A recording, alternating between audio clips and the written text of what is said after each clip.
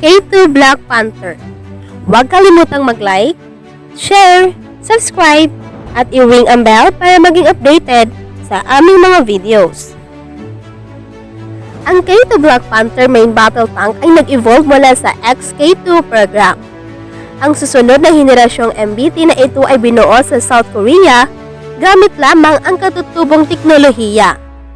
Ang pag-unlad nito ay nagsimula noong 1995. Ang unang prototype ay ipinahayag noong 2007. Mula noon, ang tangke na ito ay sinubukan at nasuri. Ang kontrata sa produksyon para sa unang 100K2 tank ay nilagdaan noong 2014. Noong 2016, isang unang batch ng 100 tank ang naiulat na naihatid at mga karagdagang tangke ang itinayo. Ang hukbo ng South Korea ay may kinakailangan para sa humigit kumulang 300 sa mga bagong tangke na ito. Ang K2 Black Panther ay magdaragdag sa serbisyo ng na-upgrade na K1 at K1A1 na pangunahing mga tangke ng labanan.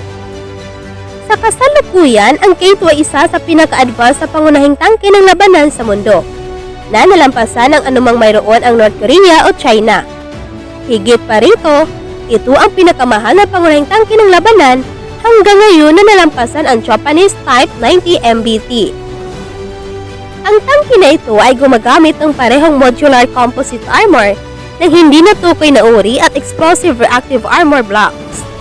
Sinasabing ang front armor ay lumalaban sa mga direktang hit mula sa 120mm tank round na pinaputok mula sa L-55 na baril. Ang tangke ng Black Panther ay kinumpleto din ng isang aktibong sistema ng proteksyon at sistema ng pag-countermeasure. Ang tangke ay nakumpleto din sa isang sistema ng proteksyon ng NBC. Ang proteksyon ng K2 ay malawak na katulad ng M1A2 Abrams MBT kung isaalang-alang na ang K2 ay mas magaan. Ito ay naangkin ng ang K2 ay higit na mataas sa M1A2 Abrams. Ang Black Panther ay armado ng Rheinmetall 120mm o L-55 smoothbore gun. Ang baril na ito ay ginawa ng lisensya sa South Korea. Ang K2 ay nakumpleto gamit ang isang automatic loader at ang MBT na ito ay may pinakamataas na rate ng apoy sa 15 rounds kada minuto. Ito ay nagkakahalaga ng pagbanggit na ang autoloader ay katulad niyan na ginamit sa French Leclerc main battle tank. May kabuang 16 na round ang nakaimbak sa autoloader. Ang natitirang 24 na round ay nakaimbak sa loob ng katawan ng barko. Mayroon din itong napaka-advanced na fire control system na nagbibigay daan sa pagsusubaybay at pagsali hindi lamang sa mga pangunahing tangke ng labanan, kundi pati na rin sa mga low-flying helicopter. Ang maximum na epektibong saklaw ng apoy ay hanggang 10 kilometro. Higit pa rito, ang fire control system nito ay maaring otomatikong makakita, sumubaybay at magpaputok sa mga nakikitang target na laki ng sasakyan ng hindi nangangailangan ng anumang input mula sa isang tao na operator. Ang 120mm na baril ay maaring magpaputok ng iba't ibang mga bala. Ito ay katugma sa lahat ng karaniwang mga round ng tangke ng NATO. May kakayahan din itong magpaputok ng mga bagong KSTAAM o Korean Smart Top Attack Munition round. Ito ay mga Smart Target Activated Fire and Forget projectiles, ngunit hindi dapat malito sa anti-tank guided missiles. Ang KS-TOM ay may sariling sistema ng paggabay na tinutulungan ng 4 na nagpapatatag na palikpik. Sa huling yugto, ang isang parachute ay magdi-deploy upang pabagalit ang pagbagsak nito at tumpak na makisali sa target. Ang ganitong prinsipyo ay malawak na katulad ng inilunsad ng mortar ng mga anti-tank na munitions na bukod dito, ang tangke ng K2 ay maaring magpaputok ng mga bala ng KS-TOM mula sa likod ng takip.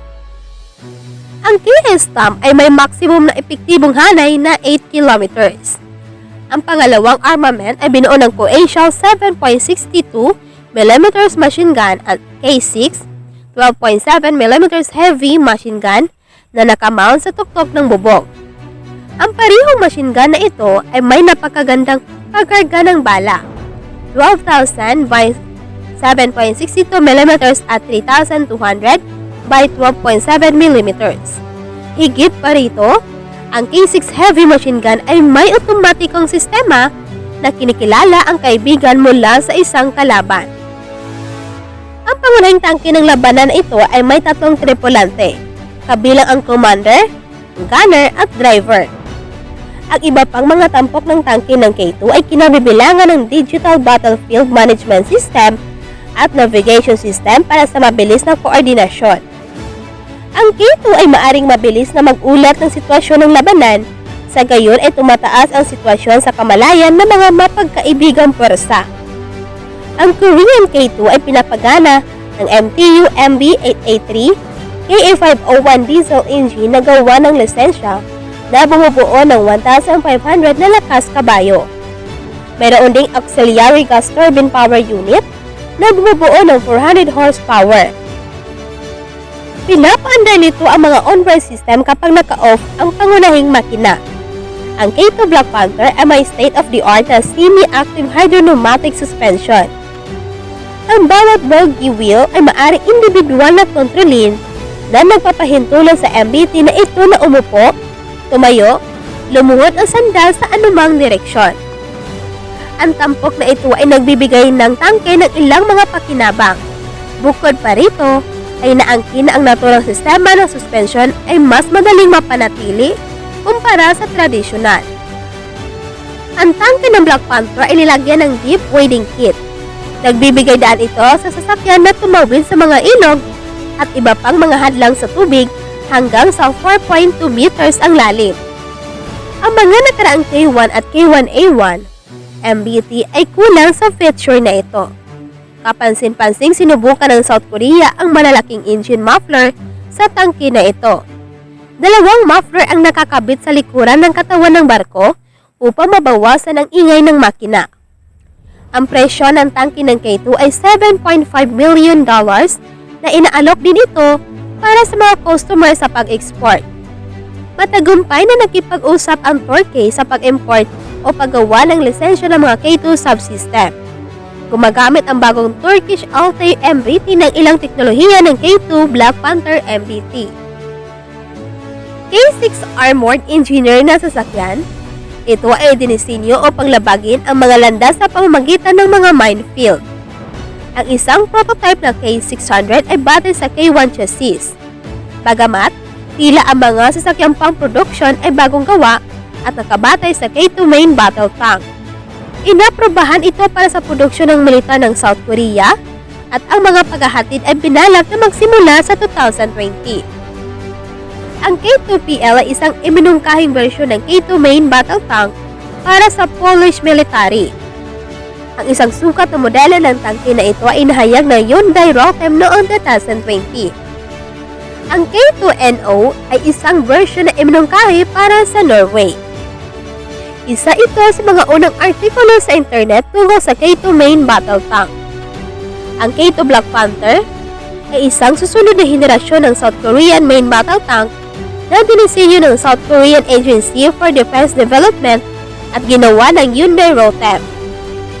Binuo bilang isang modernong pangunahing tangke ng labanan na papalitan ang karamihan sa natitirang mga tangke na M48 Patton at umakma sa serye ng K1 ng mga pangunahing tangke ng labanan na kasalukuyang itinanghal ng militar ng South Korea. Pinagsasama ng K2 Black Panther ang isang auto-loaded na 120mm na pangunahing baril, advanced na composite armor, kasama ang hard at soft kill na aktibong mga sistema ng proteksyon. Nagsimula ang mass production noong 2013 at ang mga unang K2 ay na-deploy kasama ng armadong pwersa noong June 2014. Ang K2 ay nagkakahalaga ng mahigit $8.5 kada unit na ginagawa itong isa sa pinakamahal na pangunahing tangke ng labanan na nasa serbisyo ng anumang bansa. Noong 1995, ang South Korean Agency for Defense Development ay binigyan ng tungkulin na bumuo na isang modernong armored fighting vehicle batay sa makabagong mga domestic na teknolohiya.